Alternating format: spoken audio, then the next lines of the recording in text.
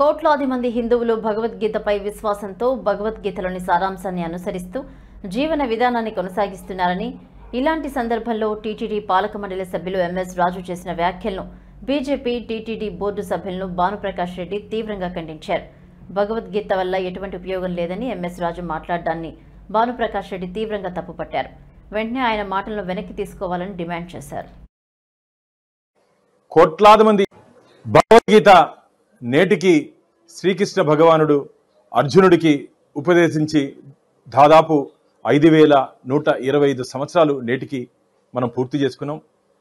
అలాంటి గ్రంథాన్ని కోట్లాది మంది హిందువులు తమ జీవన శైలిలో దానితో మమేకమై నిత్యం భగవద్గీతలో ఉన్నటువంటి సారాంశాన్ని తమ జీవితంలో ఏ విధంగా ఉండాలి, ఏ విధంగా ముందుకు పోవాలి, ఏ విధంగా ధర్మాన్ని ముందుకు తీసుకోవాలని చెప్పి ఒక మంచి సంకల్పంతో భగవద్గీతని ఆరాధిస్తూ ముందుకు పోతున్నటువంటి ఈ సందర్భంలో మొన్న గౌరవ శాసనసభ్యులు అలాగే తిరుమల తిరుపతి దేవస్థానాల ధర్మకర్తల మండలి సభ్యులు ఎంఎస్ రాజు గారు భగవద్గీత వల్ల ఉపయోగం లేదని చెప్పి మాటల్ని వెంటనే వారు వెనక్కి తీసుకొని హిందువులకు క్షమాపణ చెప్పాలని చెప్పి మేము డిమాండ్ చేస్తున్నాం. ఖచ్చితంగా భగవద్గీతను ఈరోజు ఒక పవిత్ర గ్రంథంగా భావిస్తున్నారు. మనకున్నటువంటి రామాయణం, మహాభారతం, ఇతిహాసాలు, పురాణాల్లో భగవద్గీత ఒక పవిత్ర గ్రంథంగా మనం భావించి ముందుకు తీసుకుపోతున్నాం.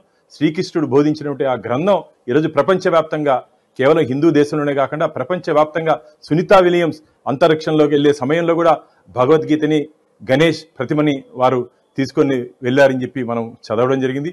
అంతేకాకుండా ప్రధానమంత్రి గారు కూడా విదేశాలకు వెళ్ళినప్పుడు సందర్భంలో విదేశాల్లో ఉన్నటువంటి అధ్యక్షులకి భగవద్గీతని, ఈ పవిత్రమైన భగవద్గీతని వారికి అందించినటువంటి సందర్భాలు చూస్తున్నాం.